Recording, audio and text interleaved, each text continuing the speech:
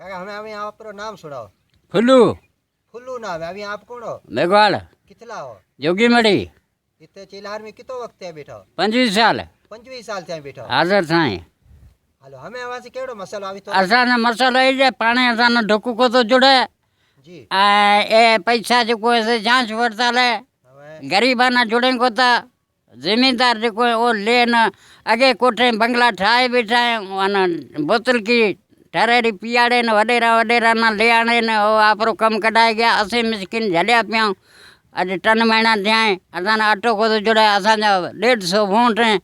पर असांजे लाइ का शइ को असें पखालकी खणी वठी घर में रुलाना पाणी जो टांको भरियो पहिरियों तो के पाणी आहे कोन्हे भला हे असांजो ज़ुल्म जा को आहे बिल्कुल जुलम है। असां कणिक जो कटो जुड़तो उहो बंदि थिए गयो बाक़ी हिन मज़ूरी को आहे असें अटो का लियाऊं अटो कहा ले सही असां कोई जोए को तो न को ए माड़ू आहे माड़ू आई सही बात कहिड़े करे गए जोए को तो जोण खपे आण खपे जांच करण खपे तो भाई की है की है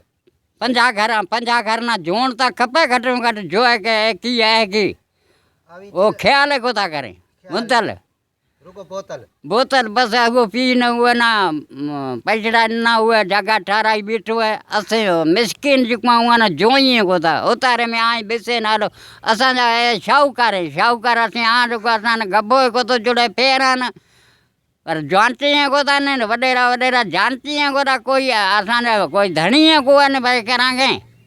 अब वोट के ना काका वोट असां ना खेत ना चेयरमैन ना अगू बस मैंने पीपी ना वोट दियो वोट पीपी न ॾिया अॼु ॾींहुं ताईं माना 50 साल थिया आहिनि ॾिया जंहिं बेनज़ीर बीठी करे अॼु ॾींहुं ताईं असीं बेनज़ीर माण्हू आहे खटे भाग जेको मुक़दर पर असांजे लाइ का शइ को आहे मैंने ऐसे चिल्हार कितो वक्त है 25 साल 25 साल थिया वेठा आहियूं 25 साल मैंने कहीं को नहीं मिले असां कणिक जो कटो मिलियो बीजो का बि शइ असां को जुड़ी आई तो इहो को जुड़ी आहिनि को जुड़ी अथनि अॼु असां जेको वाइट करां था सही बात है हक़ीक़त इती है अब वहाँ डॉक्टर कट्टू मल महेश मलानी ये कदे आया ना को आया है अच्छा कदे को आया है ना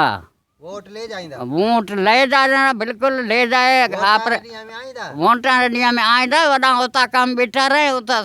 वोट ॾियणो आहे ॾे जना बीजो की कर रहा होला अच्छा सही सही सही वधीक यानी मर्जी पे ऊँ करें जे असां न जोसें तो जोएं जे न जोएं तो अगो कंहिंखे परा जाओ पेलियां बीजो की करां जो की करा सही बात है ना ये कोरोना बिरोना आवा ना कहीं को मिले ना किरोना में सूबेदार एक थाने ते कटो ॾिना न जुड़ियो आहे त कंहिं पासे बीजो असां न आन हेक ॾिनो आहे भारू रे छोकिरे कटो जी वो जुड़ियो असां न बिल्कुलु बीजो असां विढ़ाई पिया पर असां न कहीं परा जाओ त मारे कहीं घरे जाऊं बीजो की कर रहा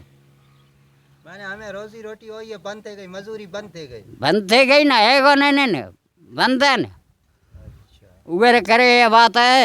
ये को धनी थे तो जो है आने जी जी नहीं जो है तो अगो सही बात है सही बात है तसली करे न असांजे पाड़े री तसली करे आने तो वाकई यार वट आया कहेंगे जा को है को है सही बात है इतनी हकीकत है